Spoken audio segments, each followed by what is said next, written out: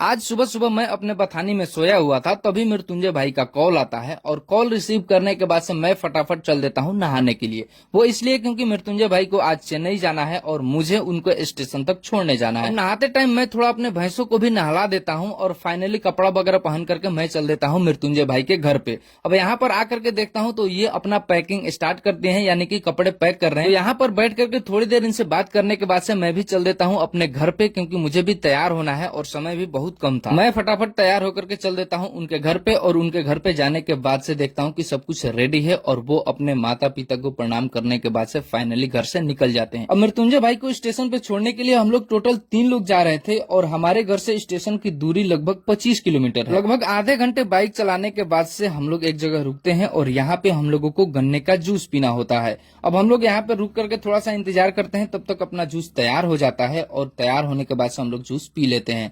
फिर हम लोग थोड़ा सा आगे की तरफ निकलते हैं और यहाँ पे हम लोग खरीदते हैं लीची, क्योंकि लीची का सीजन चल रहा है। और लीची खाने के बाद से फाइनली हम लोग पहुंच जाते हैं अपने रेलवे स्टेशन पे। अब यहाँ पहुंचने के बाद से सबसे पहले तो हम लोग 3 प्लेटफॉर्म टिकट लिए, क्योंकि हम लोगों के पास कोई टिकट नहीं था, मृत्युंजय भाई के पास था। तो प्लेटफॉर्म टिकट लेने के बाद से फाइनली हम लोग पहुंच जाते हैं 3 नंबर प्लेटफॉर्म पे, जहाँ पे हम लोगों की गाड़ी आने वाली थी। और यहाँ पे गमछा बिछाने के बाद से हम लोग बैठ करके ट्रेन का वेट करने लगते हैं। अब यहाँ पे बैठे बैठे अपने मोबाइल में कुछ कुछ देख करके अपना टाइम पास कर रहे थे, तभी हमारी नजर पड़ती है स्टेशन पे लगे तिरंगे झंडे पे, जो कि काफी प्यारा लग रहा था। तभी धीरज और विशाल कुछ खाने के लिए लाते हैं और खाने में चिप्स वगैरह होता है। तो हम लोग चारों लोग बैठ करके और खा ही रहे होते हैं, तभी हमारी ट्रेन आ जाती है। और ट्रेन आने के बाद से हम चल पड़ते हैं अपने सीट की तरफ, और यहाँ पे मृत्युंजय भाई को उनके सीट को पकड़ाने के बाद से फाइनली हम लोग ट्रेन से उतर जाते हैं। अब मृत्युंजय भाई गाँव में पूरे 10 दिन रहने के बाद से फाइनली वो चेन्नई लौट गए। अब ये 10 दिन कैसे बीत गया हम लोगों को पता ही नहीं चला। खैर, मृत्युंजय भाई को स्टेशन पे छोड़ने के बाद से फाइनली हम लोग अपने घर की तरफ लौट गए और लगभग 1 घंटे बाइक चलाने के बाद से फाइनली हम लोग आ गए मृत्युंजय भाई के द्वार पे। अब यहाँ से हम फटाफट चल पड़े अपने घर पे और अपना कपड़ा चेंज करने के बाद से आकर के कल पे मुंह हाथ धोए।